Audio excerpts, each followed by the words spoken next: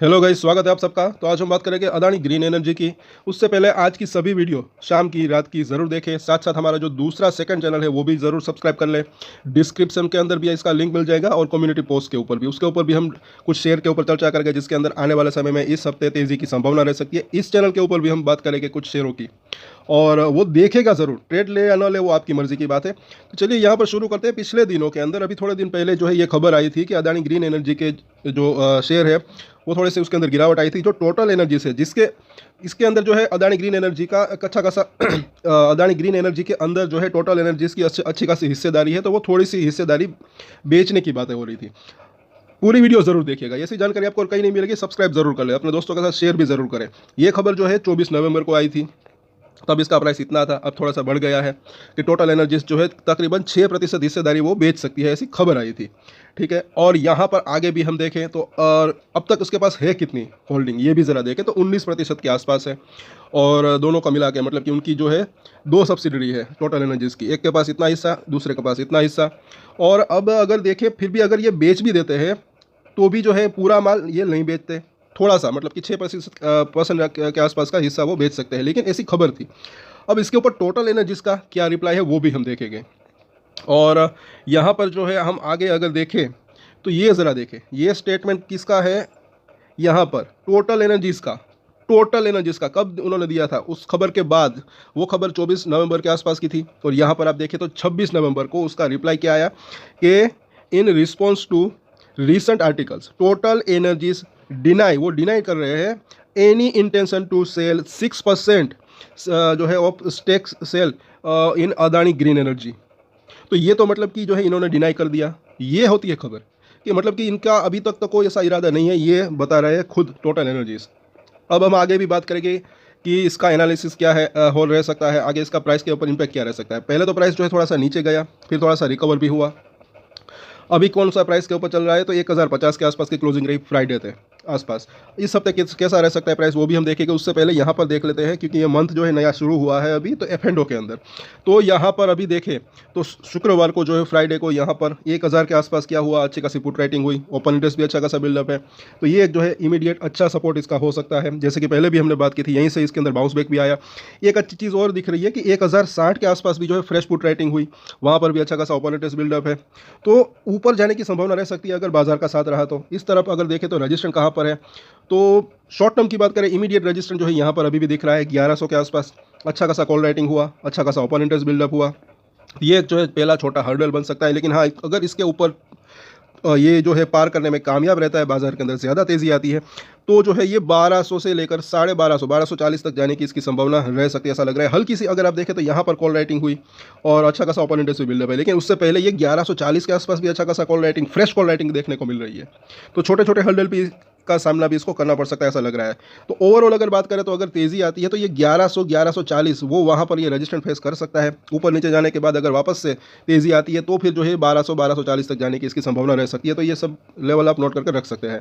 अब यहाँ पर अगर देखें वीकली चार्ट, तो जैसे कि यहाँ पर अभी हमने देखा ये नीचे ऊपर गया, नीचे गया, उसके बाद यहाँ पर है अभी एक जो है हायर लो की सिचुएशन बन रही है, ऐसा लग रहा है कहीं ना कहीं। तो ओवरऑल अगर बात करें यहाँ पर वीकली चार्ट के ऊपर भी अभी जो है रेंज, अगर बोलिंजर बैंक लगाते हैं तो वहीं यहाँ पर दिख रही है छोटी रेंज 1000 से लेकर 1130-40 के आसपास, जैसे कि हमने देखा। और बड़ी रेंज की बात करें तो 900 से 1120-30 के आसपास की। अब यहाँ पर अगर देखें, पिछली बार भी हमने बात की थी, ये ज़रा देखें कि यहाँ से बाउंस बैक आ सकता है, बिल्कुल मिडल लाइन से आसपास से बाउंस बैक आया, कंटिन्यू रहता है तो ये ऊपरी लाइन तक जाने की संभावना रह सकती है। अगर इसके ऊपर गया तो ये जो लाइन है ये ऊपर कर ले सकती है, फिर 1200 तक जाने की संभावना रह सकती है। मूविंग एवरेज की बात करें तो अभी ये क्रिटिकल एक जो है एक अच्छी खासी 200 दिन का जो मूविंग एवरेज है उसके आसपास खड़ा है, ऐसा लग रहा है कहीं ना कहीं। तो ये पार होता है तो फिर पहले 1100 तक जाने की इसकी संभावना रह सकती है, छोटा सा वो हर्डल बन सकता है कहीं ना कहीं, ऐसा लग रहा है। सो ओवरऑल अगर बात करें वो जो खबर थी पहले, तो इसके ऊपर अगर बात करें कि क्या हो सकता है, क्योंकि ये खबर आई थी एक तो स्टेक सेल की, फिर टोटल एनर्जीज का भी रिप्लाई आ गया कि हमारा तो अभी तक कुछ ऐसा इरादा है नहीं। लेकिन फिर भी अगर अगर बात करें कि अगर ये मतलब कि सेल करते हैं बाद में, अभी तो उनका इरादा नहीं है ऐसा उन्होंने बोला, लेकिन अगर वो सेल करते हैं तो बायर्स कौन आते हैं वो देखना बनता है। अगर सेल करते हैं तब की बात है, अगर अच्छा खासा बायर्स आ जाए, अगर ये खुद अदानी ग्रीन एनर्जी के प्रमोटर से खरीदे या फिर कोई और खरीदे, तो वो जो है तेज़ी और आने की संभावना रह सकती है। लेकिन कौन से प्राइस के ऊपर जो है वो सौदा होता है बेचने का और खरीदने का, वो भी मायने रखता है। अभी फिलहाल मुझे ऐसा लग रहा है कि थोड़ा सा शेयर जो है ये रेंज बाउंड रह सकता है, रेंज बाउंड, क्योंकि यहाँ पर अगर देखें वीकली चार्ट पहले की अगर बात करें तो कैसी जो रेंज थी, जैसे कि हमने बात की थी 800 रुपये से लेकर 1000 के आसपास की रेंज थी।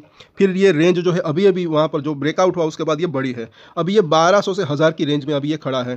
तो ये 1200 क्रॉस करे फिर मुझे ऐसा लग रहा है कि 1500 से 1700 तक जाने की संभावना रह सकती है। अदरवाइज अभी फिलहाल ऐसा लग रहा है कि ये रेंज के अंदर घूम सकता है। अगर 1000 को तोड़ता है तो नीचे में 900 से 1000 और उसके बाद 800 से 1000, ये जो पहली वाली रेंज थी वहाँ पर आने की उस तरीके से संभावना रह सकती है। लेकिन ये भी समझने लायक बात है कि जब शेयर रेंज बाउंड रहता है तो उसमें भी कमाई के मौके हो सकते हैं। जैसे कि यहाँ पर आप देखें कई बार इसने यहाँ पर इस तरीके से जो है कमाई के मौके तो दिए हैं। 10-15% की बात से अगर बात करें, 5%, 10%, 15%, 20%।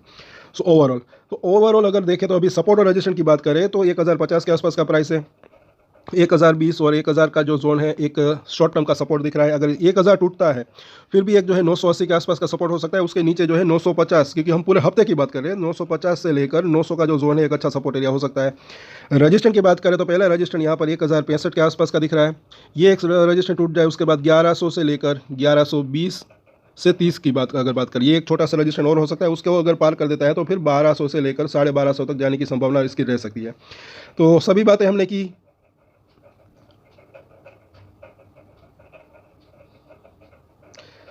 जो स्टेक सेल का न्यूज़ आया था वो भी हमने देखा।